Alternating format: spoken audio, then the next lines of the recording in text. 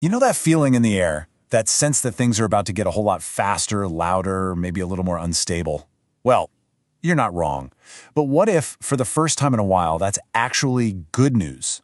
Our source material suggests that while a lot of people are bracing for some kind of collapse, they might be missing the real story of what's coming. So let's get into it. And this right here is the core idea we're exploring today.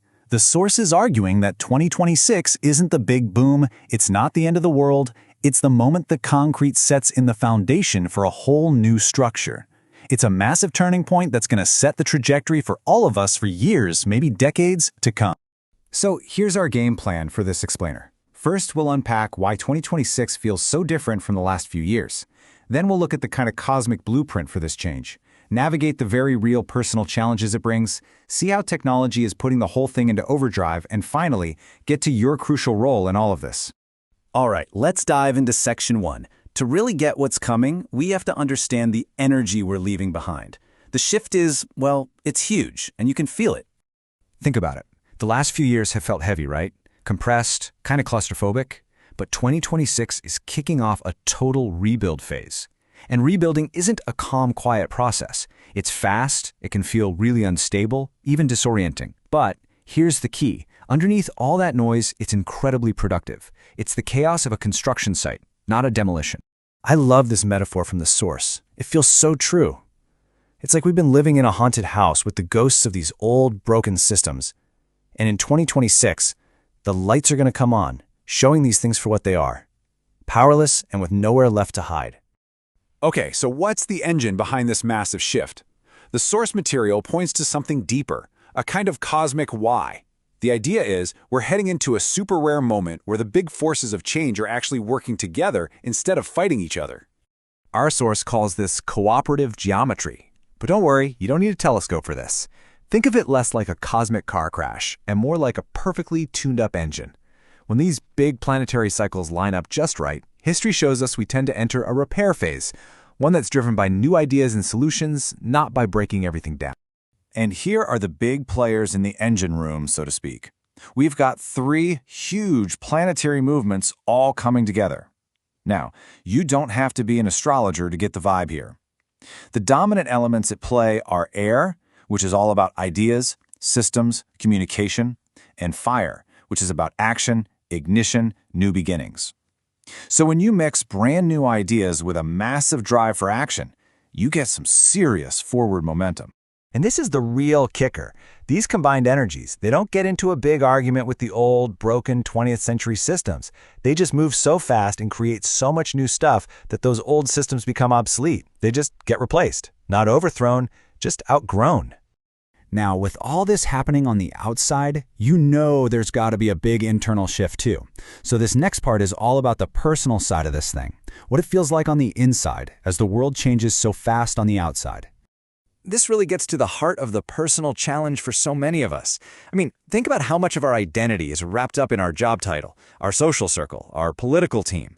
This planetary alignment is said to just dissolve those external labels. It creates this collective exhaustion with anything that feels fake or distorted. Which, of course, leads to a very real, very practical question. If the structures you've used to define who you are start to get soft and fuzzy, how do you stay centered?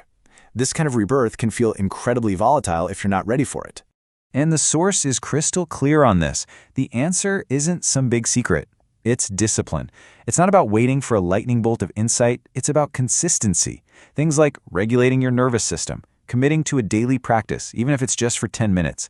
That stuff becomes totally non-negotiable. It's what gives you the stability to handle all this change without falling apart. Okay, now let's add the great accelerator of our time into the mix. Technology.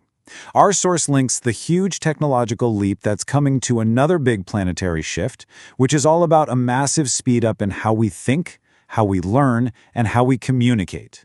I just think this is a brilliant metaphor, an exoskeleton. It's like an external framework for our brains, helping us learn and adapt and reskill way faster than we ever could before. But, of course, that also means that traditional jobs and career paths get way more unstable, which makes mental flexibility an absolute must-have survival skill.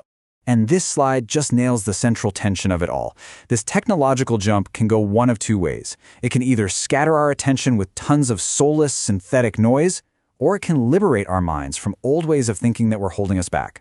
The choice, as we're about to see, is really up to us. And this is the quiet rebellion that's already starting.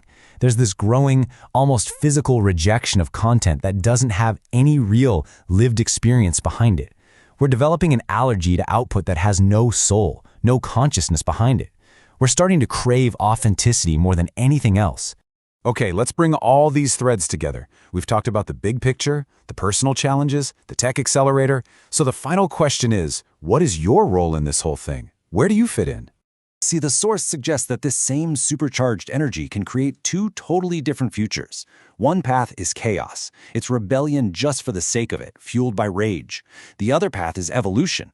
It's still disruption, but it's rooted in shared values, in compassion. And the deciding factor isn't some outside force. It's our own level of consciousness. The acceleration just amplifies whatever's already there. So, at the end of the day, it all boils down to this one single question.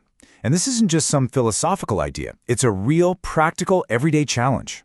Can you move fast without losing your center? Can you use all these powerful new tools without losing your humanity in the process? And this is such a powerful way to end it. Ballast, is the heavy material in the bottom of a ship that keeps it stable in a storm.